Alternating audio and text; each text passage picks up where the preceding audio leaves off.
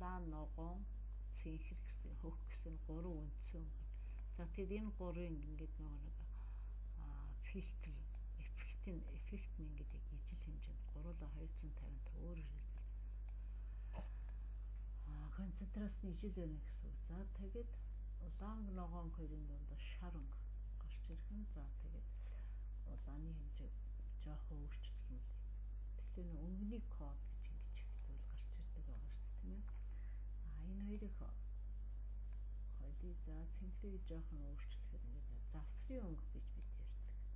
Байгалийн гайхамшиг юм байна. За хөх улаан хоёроос ийм өнгө гарч ирэх нь. Энэ гурвангийн огтлцлуул.